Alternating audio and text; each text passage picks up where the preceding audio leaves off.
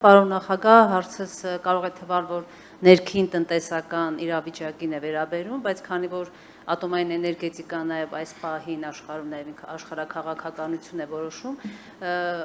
ուզում եմ այս փուլում այս հարցը տալ, ինչպես գիտենք, կառավարությունը մտադիր է Հայաստանում այսպես ամերիկյան այդ ատոմային մոդուլային կայանների տեղադրում սկսել,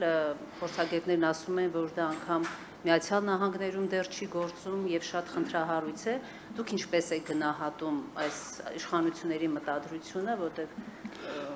պատասխանի ժամանակ այդ մասին հայտարարեց։ Երբ ես ընտրվել եմ նախագահ, Հայաստանի Հանրապետությունը ուներ պարտավորություն ատոմակայանի փակման հետ կապված Եվրոմիության հետ։ EBRD-ի հետ մի վարկ էր ստորագրվել ժամանակին, որի պայմաններից մեկը, ասենց գումար են տալիս Ռազդանի Փշեկի 5-րդ բլոկը կառուցելու համար եւ դրա դիմաց պետք է փակվեր ատոմակայանը։ Բավական ծանր բանակցություններ վարեցի մոտ 1-1.5 տարի եւ հրաժարվեցինք։ Նույնիսկ այն ժամանակ կոնսերվացիա ենք ենթարկել շինարարությունը 5-րդ բլոկի, ասել եմ այդ վարկի շարունակությունը մեզ պետք չի, կոնսերվացրել ենք այդ ծրագիրը, հետո Գազպրոմի միջոցով ավարտին հասցրել։ Ատոմակայան, այո, Հայաստանը պետք է ունենա ատոմակայան։ Հիմա խոսում են այդ ատոմակայանի, ինչ որ նոր ատոմակայանի կառուցման մասին։ Ես առնվազն վերջին մի 20 տարին հալսում եմ այդ խոսակցությունները։ Խոսում են մոդուլային, չէ, մոդուլային ինչ որ ատոմակայանների մասին։ Բացի Ռուսաստանից աշխարհում ոչ մի երկիր այսօր չունի մոդուլային աշխատող ատոմակայան։ Ուղղակի չկա։ Երբ որ sense խելուն դեմքով ինչ որ ասում են փնտրում ենք, չգիտեմ ուր են գնում, Կանադա, Արգենտինա եւ այլն, ժողովուրդ ջան,